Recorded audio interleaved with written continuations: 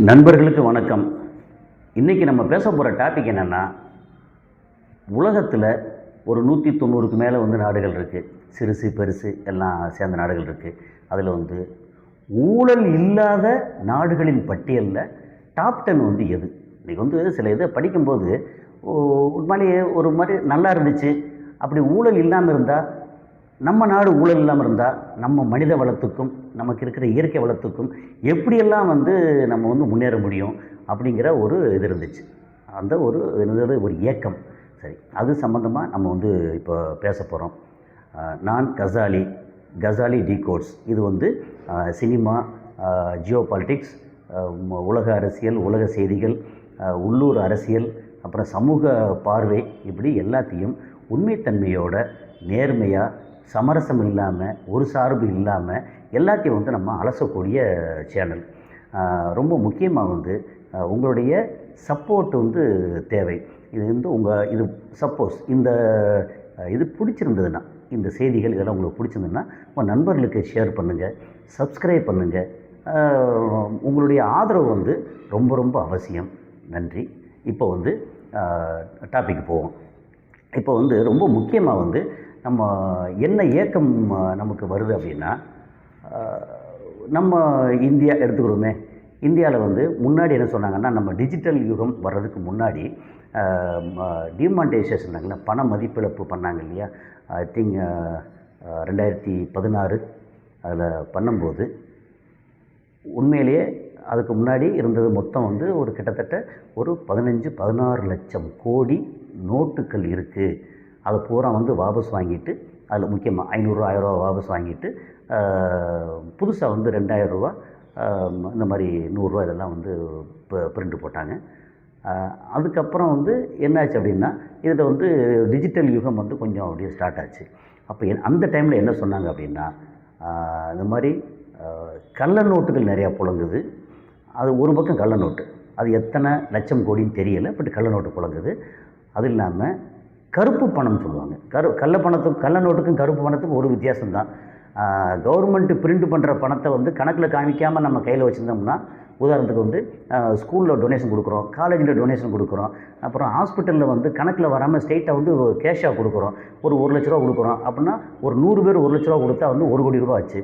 அதுக்கு எந்த விதமான கணக்கு இல்லாமல் அவங்க வாங்கி வச்சுருந்தாங்கன்னா, அந்த பணம் அது போக ஒரு இடத்த வாங்குகிறோம். கவர்மெண்ட்டு சொன்ன கைட்லைன் வேல்யூ அந்த ஒரு இடத்துக்கு 1 கோடி ரூபா அப்படின்னா, மார்க்கெட்டு வேல்யூ 3 கோடியாக இருக்கும், இல்லை 3.5 கோடியாக இருக்குது அப்படின்னா, நம்ம 1 கோடி ரூபா அல்லது அதிகபட்சம் 1.25 கோடி ரூபாய்க்கு ஸ்டாம்ப் பேப்பர் வாங்கிட்டு மிச்ச பணத்தை கேஷாக கொடுப்போம். அந்த கேஷ் இப்போ நான் வாங்குறேன் அப்படின்னா, என் கையில் இருக்கிற பணம் கருப்பு பணம். அந்த கருப்பு பணத்தை இன்னொருத்தர் கையில் கை மாற்றி விட்றேன் அப்படிங்கிறது தான். அப்போ கருப்பு பணமும் சுற்றிகிட்டே இருக்கும். இந்த மாதிரி அது போக சின்ன சின்ன கடைகளில் வாங்குகிறோம், பெட்டி கடையில் வாங்குகிறோம், அண்ணாச்சி கடையில் வாங்குகிறோம் அப்படின்னு இந்த மாதிரி பணமாகவே சுற்றுறது இருக்கு இல்லையா? இது எவ்வளோ கணக்கில் வராத பணம் சுற்றுச்சு அப்படின்னா, கிட்டத்தட்ட எந்த அளவுக்கு அரசு இந்த மாதிரி கணக்கில் வந்த பணம் இருக்கோ, அதுக்கு ஈக்குவலாக கருப்பு பணமும் புழங்குச்சு அப்படின்னு சொன்னாங்க. கிட்டத்தட்ட ஒரு 12-13 லட்சம் கோடி கருப்பு பணம் இருந்தது அப்படின்னாங்க. ஒரு பக்கம் இது நல்லதாக கெட்டதான்னா, அரசுக்கு வருவாய் பெருசாக வராமல் இது நல்லது இல்லை. அதே நேரத்தில் நமக்கு பொக்ரானில் குண்டு வெடிக்கும்போது அமெரிக்கா சேங்ஷன் பண்ணாங்க. நமக்கு உலக நாடுகளில் டிரான்சாக்ட் பண்ண முடியாது அப்படிங்கும்போது, உள்ளூரில் நம்ம கையில் எல்லாம் கேஷ் இருந்துச்சு. மாற்றி கேஷை கொடுத்து நம்மளே சரி பண்ணிக்கிட்டோம். அதனால் நமக்கு பெருசாக அஃபெக்ட் ஆகலை. அந்த வகையில் இது ஒரு வகையில் ஓகே தான். ஆனால் கருப்பு பணம் நம்ம என்கரேஜ் பண்ணுறதில்லை. சரி, இப்போ கருப்பு பணம் அல்லது ஊழல் வச்சுக்கோமே. கருப்பு பணம்ங்கிறது ஊழல் பண்ணால் தான் கருப்பு பணம் கிடைக்கும். இந்த லஞ்சம், ஊழல் இப்போ நம்ம தமிழ்நாட்டில் எடுத்திங்கன்னா, இன்றைக்கி ஒருத்தர்கிட்ட, இன்றைக்கி 27/12/2025 இப்போ ஒருத்தர்கிட்ட நான் பேசிட்டு வரும்போது, மதுரையில் ஒரு இடத்துக்கு பட்டா வாங்குறதுக்கு அவங்க கேட்குற பணம் முன்னாடி 10,000 ரூபா லஞ்சமாக கேட்டது இன்றைக்கி 1 லட்ச ரூபா லஞ்சமாக கேட்குறாங்க. அப்புறம் அப்படியும் வேலை பார்க்க மாட்டாங்க. ஒருத்தர் அட்வான்ஸாக ஒரு 30,000 ரூபா வாங்கிட்டு அதை போடும்போது இன்னும் ஒரு 70,000 கொடுக்குறேன் அப்படின்னா, அவர் வாங்கின ட்ரான்ஸ்ஃபர் ஆகி போயிட்டார். அவர் வாங்கின காசு வாங்கினது தான். புதுசாக வந்தவர் இல்லை எனக்கு 1 லட்ச ரூபா வேணும்னு கேட்குறாரு அப்படின்னு எந்த விதமான அக்கௌண்டபிலிட்டி இல்லாமல் லஞ்சம், ஊழல் போலீஸ் துறையாக இருக்கட்டும், அப்புறம் அரசு துறைகளாக இருக்கட்டும் தலைவிரித்து ஆடுது. இது வந்து இப்போ இருக்கிற அரசு, திமுக அரசு வந்து பெரிய அளவுக்கு நடவடிக்கை எடுக்கிறதே இல்லை. அப்படி எப்பயாவது அங்கே ஒன்று இங்கே ஒன்று வந்து பேப்பரில் இல்லை நியூஸில் வருது அப்படின்னா ஏதோ வந்து மாட்டிக்கிற பாவப்பட்டவங்க மட்டும்தான் இதில் வந்து ட்ராப்பில் விழுந்துடுறாங்க. மற்றபடி லஞ்சம் ஊழல் வந்து தலைவிரித்து ஆடுது. இது என்ன நடக்குது, என்ன ஆகுது அப்படின்னா, இப்போ இருக்கிற ஆளும் அரசு மேலே அதிருப்தி, ஆன்டி இன்கம்பன்சி எக்கச்சக்கமாக வர்றதுக்கு இந்த லஞ்சம் ஊழல் முக்கியமான காரணம். சரி, தமிழ்நாட்டில் தான் லஞ்சம் ஊழல் அப்படின்னா, தமிழ்நாடு பரவாயில்ல என்ற அளவுக்கு வந்து மற்ற ஸ்டேட்டெல்லாம் இருக்குது. அப்புறம் இந்திய அளவில் ஒன்றிய அரசு, ஆளுகின்ற பிஜேபி அரசு, அதுக்கு அடிக்கிற கொள்ளை வந்து அளவே இல்லை. ஏன்னா ஒரு எம்எல்ஏக்கள், ஒவ்வொரு எம்பிக்கள் விலைக்கு வாங்கன்னா ஒவ்வொருத்தருக்கும் வந்து 50 கோடி, 100 கோடி, 200 கோடின்னு கொடுத்தா எத்தனை 1000 கோடி அவங்க வந்து செலவு பண்ணாங்கன்னா அத்தனை இதுவும் வந்து அவங்க வந்து கருப்பு பணமாக புழக்கத்தில் இருக்குது. இந்த மாதிரி லஞ்சம் ஊழலில் வந்த பணம். இப்போ இந்தியாவில் வந்து லஞ்சம் ஊழல் பெருக பெருக என்ன ஆகுது அப்படின்னா, நமக்கு வந்து இப்போ வந்து 1 லிட்டர் பெட்ரோல் 101 ரூபாய்க்கு போடுறோம்னா வேறு வழியே இல்லாமல் நம்ம வந்து எக்ஸஸாக நம்ம கையிலேருந்து பணத்தை கொடுத்துக்கிட்டு இருக்கோம். ஒருவேளை லஞ்சம் ஊழல் இல்லாமல் நேர்மையாக கரெக்டாக இருந்தால் நமக்கு உண்மையிலேயே இப்போ இங்கே இருக்கிற மனித வளத்துக்கும் இங்கே இருக்கிற இயற்கை வளத்துக்கும் நமக்கு வந்து சுகமான நல்ல வாழ்க்கை கிடைக்கும். எல்லாருக்கும் வீடு கிடைக்கும். எல்லாருக்கும் வந்து உணவு பிரச்சனை இல்லாமல் இருக்கும். எல்லாருக்கும் நல்லதாக இருக்கும். ஆனால் அதுக்கு வந்து ஒரு லஞ்சம் ஊழல் இருக்கக்கூடாது, கட்டுப்பாடு இருக்கணும். கட்டுப்பாடுனா அரசு வந்து இந்த மாதிரி செய்தி கட்டுப்பாடு பண்ணுறேன், என்னை வந்து தப்பாக பேசினா, என்னை பற்றி விமர்சனம் பண்ணால் உடனே கட்டுப்பாடு பண்ணுறேன் அப்படின்னு அந்த கட்டுப்பாடு இல்லை. மக்கள் தாந்தோணித்தனமாக வேலை பார்க்காம இஷ்டத்துக்கு வந்து போராட்டம் பண்ணுறேன், இதை பண்ணுறேன்னா அதையெல்லாம் வந்து தேவையில்லாத போராட்டம் பண்ணுறதெல்லாம் அடக்கி குறைச்சி, அப்புறம் மத கலவரம், ஜாதி கலவரம் இது எல்லாத்தையும் அடக்கி கரெக்டாக பண்ணால் நல்ல ஒரு நாடாக இருக்கும் அப்படிங்கிறது தான் நம்மளுடைய ஏக்கம். இப்போ உதாரணத்துக்கு வந்து ஒரு 2 விஷயத்தை சொல்லலாம். மலேசியாவில் இதுக்கு முன்னாடி இருந்த பிரைம் மினிஸ்டர் அவர் வந்து நஜீப் ரசாக் அப்படின்னு, அவருக்கு வந்து 15 வருஷம் தண்டனை கொடுத்துருக்காங்க. அது இல்லாமல் வந்து அவர் என்ன பண்ணார்னா, ஏதோ ஒரு கம்பெனி ஆரம்பித்து அதில் வெளிநாட்டிலேருந்து இங்கே இருந்தாலும் நிறைய பணம் வந்தது. அந்த பணத்தோட அளவு வந்து 40,500 கோடி ரூபா வந்து அது பணம் வந்தது. அப்புறம் அவருக்குன்னு தனிப்பட்ட முறையில் வந்து ஒரு 6,000 கோடி ரூபாய்க்கு மேலே வந்து அவருக்குன்னு தனிப்பட்ட முறையில் வந்ததுன்னு எல்லாத்தையும் போட்டு நிறையா ட்ரையல்லாம் நடந்துச்சு. கோர்ட்டு அது நிறையா ப்ரூவ் ஆச்சு, எல்லாம் பண்ணி முடிச்சு. இப்போ வந்து என்ன பண்ணிட்டாங்கன்னா, அவருக்கு அபராதம் எவ்வளோ பண்ணியிருக்காங்கன்னா 25,000 கோடி ரூபா அபராதம் பண்ணியிருக்காங்க. ப்ளஸ் 15 வருஷம் ஜெயில். ஒருவேளை 25,000 கோடி ரூபா கட்டலை அப்படின்னா இன்னும் எக்ஸ்ட்ரா 10 வருஷம் ஜெயில். இவ்வளோ வயசானதுக்கு அப்புறம் வந்து 15 வருஷம் ஜெயிலே ரொம்ப அதிகம். அப்புறம் இன்னொரு 10 வருஷம் ஜெயில் அப்படின்னு இந்த மாதிரி லஞ்சம் ஊழலில் வந்து இப்படி திளைக்கிறாங்க. அது வந்து எங்கேயாவது ஒரு இடத்துல ப்ரூவ் பண்ணால் தண்டனை கிடைக்கும் அப்படின்னா நம்ம அரசியல்வாதிகள் வந்து இந்த அளவுக்கு தாந்தோண்டித்தனமாக வந்து லஞ்சம் ஊழலில் வந்து திளைப்பாங்களா அப்படின்னா கொஞ்சம் பயப்படுவாங்க. இப்போ நம்ம ஊரில் நம்ம நாட்டில் வந்து அந்த பயமே இல்லாமல் போயிடுச்சு. தடி எடுத்தவெல்லாம் தண்டல்காரன் மாதிரி. அப்புறம் இன்னொன்று சொல்லலாம், சவுத் கொரியாவில் இதுக்கு முன்னாடி இருந்த அதிபராக இருந்த ஒரு பெண்மணி, அவங்க பேர் வந்து பார்க் கியூன் ஹை அப்படின்னு. அவங்க வந்து கிட்டத்தட்ட 2020 வெளியே வந்துட்டாங்க. முன்னாடி வந்து அவங்க மேலே வந்து பெரிய குற்றச்சாட்டு, 25 வருஷம் ஜெயில் அப்படின்னு போட்டு அவங்களுக்கு போட்டாங்க. அதுக்கு முன்னாடி இன்னொரு முன்னாள் பிரைம் மினிஸ்டர், முன்னாடி பிரசிடண்ட் ஒருத்தர், அவர் வந்து லீ மயூங் பேக் அப்படின்னு, அவருக்கு வந்து 17 வருஷம் ஜெயில் அப்படின்னு. இது வந்து ரொம்ப என்ன சொல்கிறது,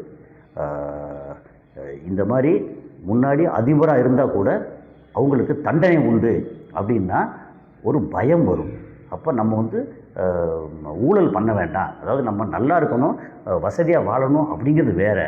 ஆனால் 7 தலைமுறைக்கும் சொத்து சேர்க்கணும், மற்றவன் நம்ம பக்கத்தில் இருக்கும் போகிற வறுமையில் வந்து பசியோட பட்னியோட இருக்க இடம் இல்லாமல் உடுக்க ஒழுங்கான உடை இல்லாமல் இப்படி திர்றாங்களே அப்படின்னு அவங்கள பார்த்தாவது நமக்கு வந்து என்ன, நம்ம வந்து ரொம்ப என்ன சொல்கிறது, 1000 கோடி 2000 கோடி 5000 கோடி சம்பாதிச்சு நம்ம என்ன செய்ய போகிறோம்? அதிகபட்சம் போனால் ஒரு குறிப்பிட்ட வயசுக்கு மேலே போனால் காலைல ஒரு 2 இட்லி சாப்பிட போகிறோம், கொஞ்சம் போல சாப்பாடு சாப்பிட போகிறோம்.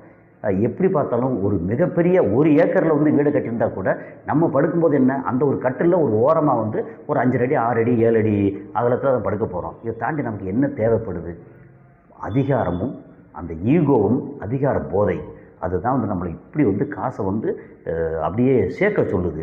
அதே மாதிரி நமக்கு வந்து இந்திய அளவில் வந்து இருக்கிற டாப்பில் இருக்கிற பணக்காரங்கள் என்ன பண்ணுறாங்க, அரசை வந்து ஒரு மாதிரி அட்ஜஸ்ட் பண்ணி ஏமாத்துறாங்க. இதெல்லாம் தேவையா அப்படின்னா அது எல்லாத்தையும் வந்து சரிப்படுத்தணும் அப்படிங்கிறது தான். சரி, இப்போது இந்த மாதிரி இப்போது கொரியாவில் வந்து ஜெயிலில் போட்டாலும் ஜெயிலில் இருக்காங்கன்னா, இப்போ வந்து புதுசாக இப்போ இருக்கிற பிரசிடெண்ட் வந்து என்ன பண்ணிட்டாங்கன்னா 2 பேருக்கும் வந்து மன்னிப்பு கொடுத்து ஒரு மாதிரி வந்து கொஞ்சம் சரி பண்ணி விட்டாங்க. அதனால் அவங்க வந்து ஜெயிலில் இல்லையே ஒழிய, ஆனால் அதே நேரத்தில் தண்டனையை அடைஞ்சவங்க அப்படின்னு ஒரு இது இருக்குது. சரி, இப்போ ரொம்ப முக்கியமாக இப்போ அடுத்து இந்த இதில் நம்ம பேச விரும்புகிறது வந்து பேசின டாபிக் என்னென்னா, இவ்வளோ நடந்திருக்கு. உலகத்தில் வந்து ஒரு 10 நாடுகள், அதில் வந்து லஞ்சம் ஊழல் இல்லாத நாடுகள் அப்படின்னா அந்த மக்கள் வந்து நல்லா இருக்காங்க, அவங்களுடைய வாழ்க்கை முறை நல்லா இருக்குது, அப்புறம் கட்டுப்பாடோட நேர்மையாக உழைப்பாக ரொம்ப நல்லா இருக்குது அப்படிங்கிறது.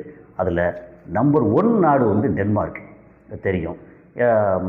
இதில் யூரோப் கண்ட்ரியில் இருக்கிற ஒரு நாடு. 2வது வந்து ஃபின்லாண்டு. ஐ திங்க் ஃபின்லாண்டு வந்து நம்ம நோக்கியா மொபைல் வந்து ரொம்ப ஃபேமஸ்ஸு. அங்கே வந்து ரொம்ப நேர்மையான அரசு. என்ன சொல்கிறது, இஷ்டத்துக்கு யாரும் எதுவும் பண்ண முடியாது, பட் எல்லா மக்களும் நல்லா இருக்காங்க அப்படிங்கிறத நேர்மை. அந்த நேர்மை லஞ்சம் ஊழல் இல்லை அப்படிங்கிறத ரொம்ப பெரிய விஷயமா இருக்குது. அடுத்து வந்து சிங்கப்பூர் நம்ம ஏற்கனவே எல்லாருக்கும் தெரியும்.